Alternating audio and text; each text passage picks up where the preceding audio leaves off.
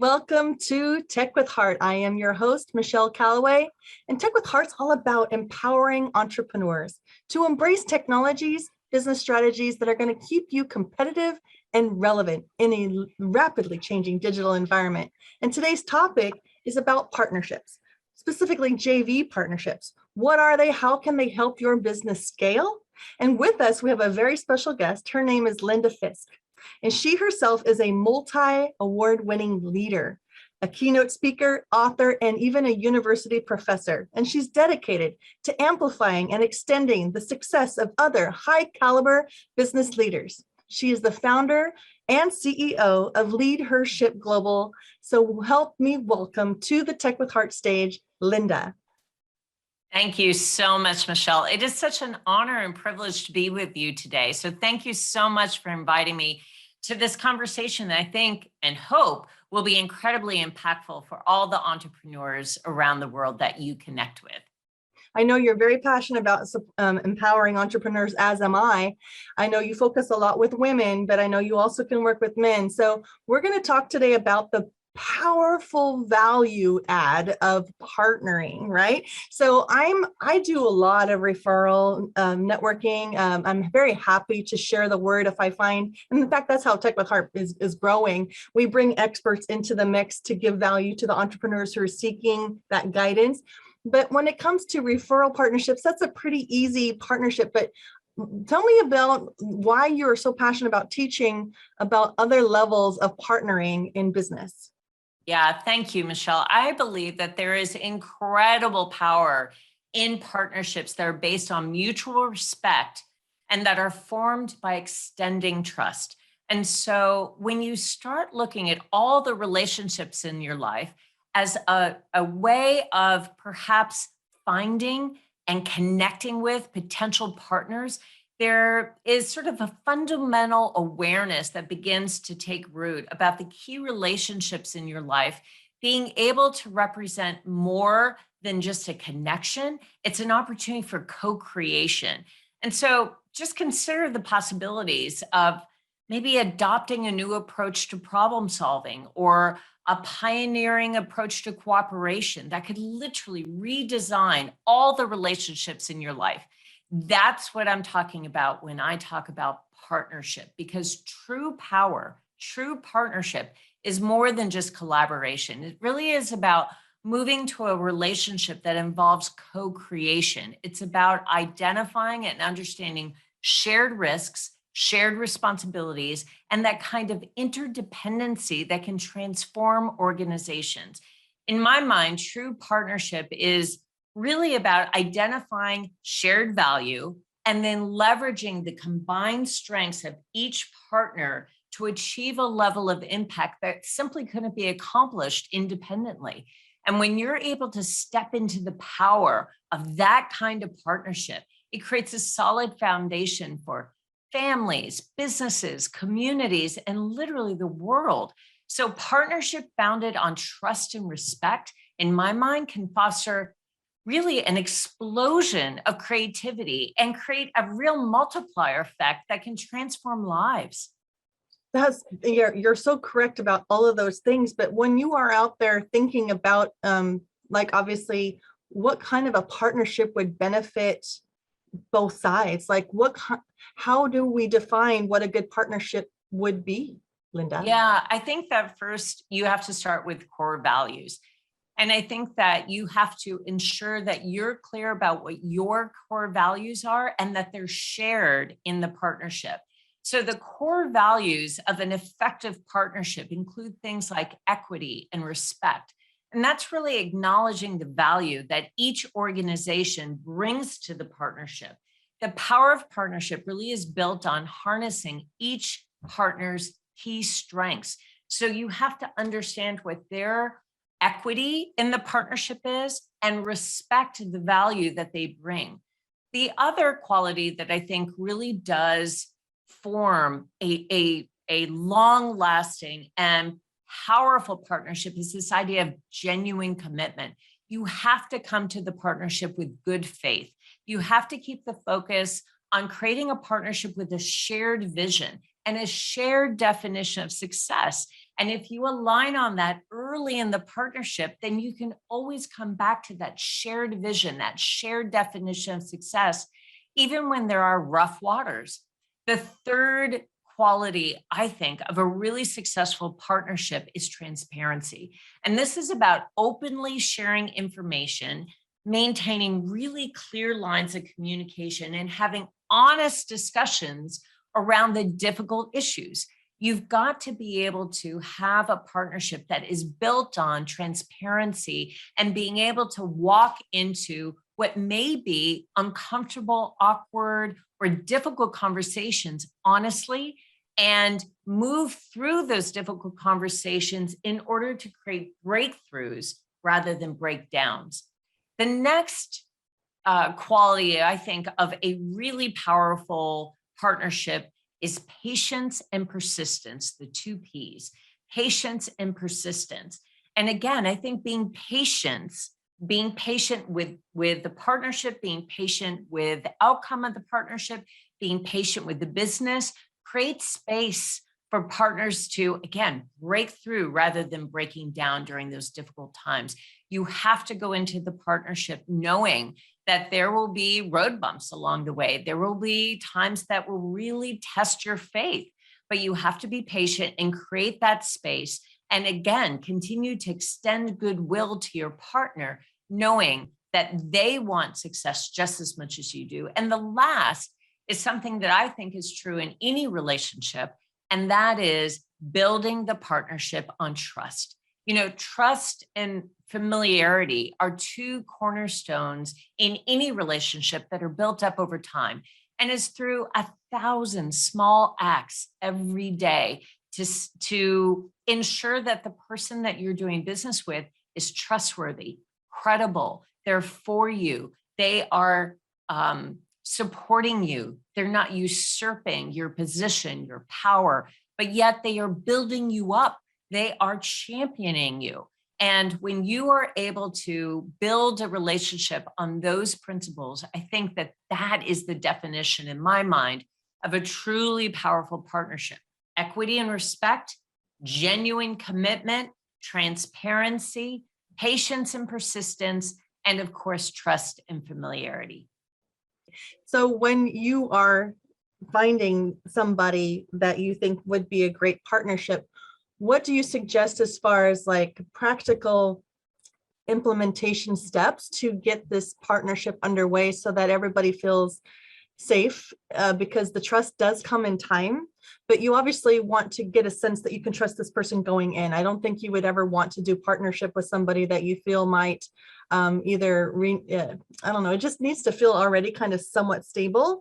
But then there are some formalities. I know we're not going to go into anything legal here, but what are some steps that you would suggest that we do when it goes towards implementing this higher level quality of partnership? Yeah, that's such a great question, because you're right. The success of any partnership really is in the detail.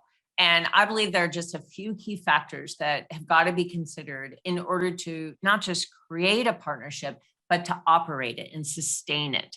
So in order to not only create, but also operate and sustain an effective partnership, I think there are a few key factors that are really all designed to answer the question, are we better off together than we are alone?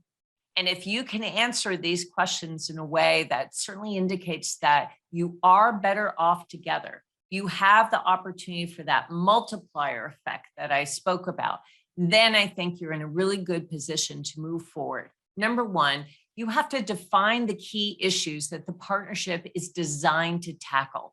You have to align around your purpose, your mission, and your vision. What are the key issues that the partnership is designed to solve for, or is designed to amplify and accelerate? You have to be really clear about that. Number two, you have to determine if a partnership really is the right choice. And again, a lot of that I think is based on this idea of, are we better off together than we are alone? Do we bring unique and complementary values to the partnership? If I am a marketing expert and my partner is a sales expert, then those are complementary areas of expertise that indicate that we may be able to have better success together than we would separately. Next, identify what the partnership needs to be successful. Do you need some sort of executive level champion? Do you need funding? Do you need some sort of distribution partner?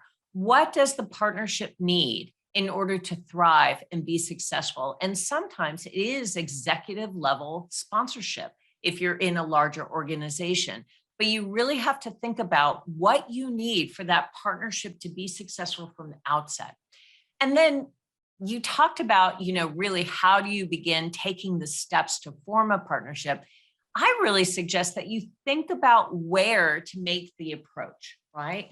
You think through whether partnership is right for you, whether the person or organization or division that you're thinking about creating a partnership with is the right one. If there is shared and aligned values, if there is this sort of complementary value set that you're able to combine, but also think about where to make that approach. Don't do it offhandedly. Don't do it flippantly. Create the space and time to have a meaningful conversation around partnership with your proposed partner. Next, ask the hard questions.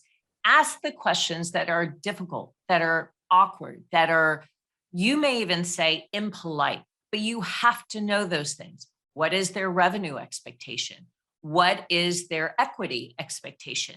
What is their willingness to take on roles and responsibilities outside of their core values, right? So if their core value is sales or marketing or operations or product development, are they willing to expand beyond that for the sake of the partnership? Whatever those hard questions are, ask them now. It's better to ask at the beginning of the relationship than after you've already entered into the partnership and you realize you had a misunderstanding or a miscommunication around a really pivotal, difficult question. Next, I would say investigate at both the operational and personnel level about the partnership. What are the expectations in terms of team environment, culture, staffing? How does the partnership operate on a day-to-day basis? What is the expectation for reporting? What is the expectation for revenue share? All of those things have to be investigated at both the operational as well as the personnel level. And last, I would say, assess the risks and rewards of partnership. Be sure that you're clear that the risks, because there will always be risks, well outshine that they do not outshine the reward, that the reward is always greater than the risk. And you have to literally document that and be sure you're clear about the risks associated with the partnership, but the potential upside, the rewards of that partnership.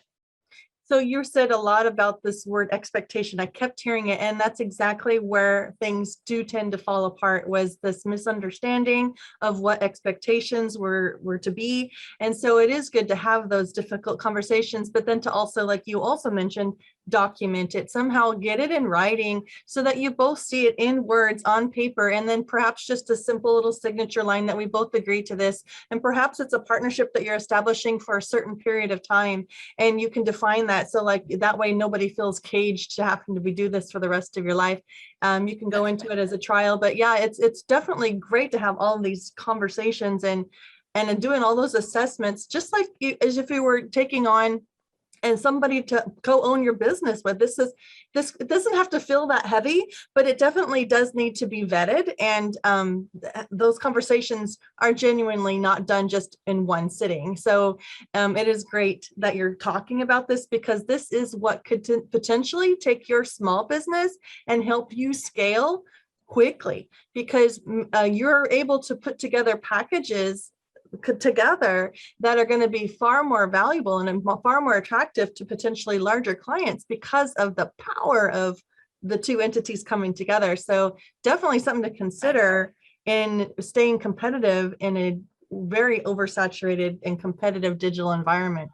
That's right. So tell us, Linda, what would be 3 tips to creating winning partnerships that you could share beyond what you've already shared? Are there 3 specific takeaways that that are tips that you could share at this moment? Yeah. So number one, I would say find partnerships that emphasize transformation over transaction. So that's important because you need to achieve the scale and the depth of impact that's required to create real substantive change. So if you want to catalyze substantive real change, you've got to ensure that that partnership is interested in creating transformation over transaction. The second thing I would say is align the interests and objectives for the partnership, acknowledging individual benefit, acknowledging and recognizing the benefit to each partner, including revenue. Be very clear about revenue splits, be very clear about aligning the interests and objectives of each partner, and clearly identifying how those interests will be split, how those interests will be recognized, and how that shared gain will be split.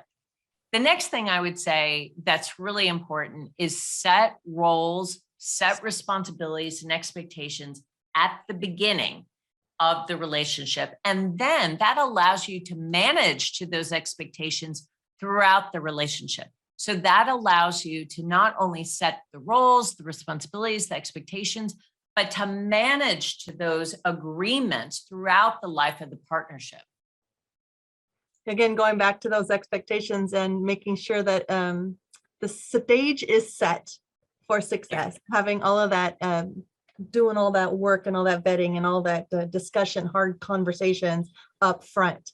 Well done. This has been very enlightening for me and also very exciting and encouraging, because there are people out there that would just be such a magnificent partner potentially for your business, that when you come across that person, or you can actually go out and seek out this relationship, but it's good for you to have already done that back homework, to kind of identify exactly what kind of a partnership you're looking for. So opening that mindset to this possibility is a really great thing. And I'm so thankful for you to be here, Linda.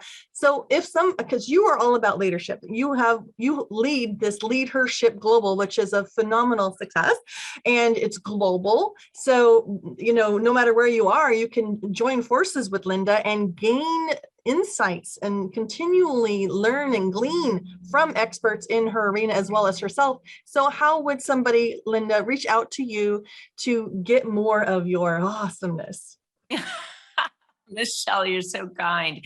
So a couple of things that I would say is we have a very active LinkedIn page, Facebook page. We're on Twitter. We're on Instagram. You are welcome to connect to Lead Her Ship Global across any of the social media platforms. The other invitation that I would offer your audience is to reach out to me personally. That's easy. It's simply Linda@leadhershipglobal.com. So you're welcome to drop me a note. You're welcome to connect with me on any of the social media platforms. And we're easy to find because it's Lead Her Ship Global, because we are a global community. Perfect. So what is a tip or a phrase or a quote that you would love to share with our viewers and listeners right now that they could walk away from this interview remembering?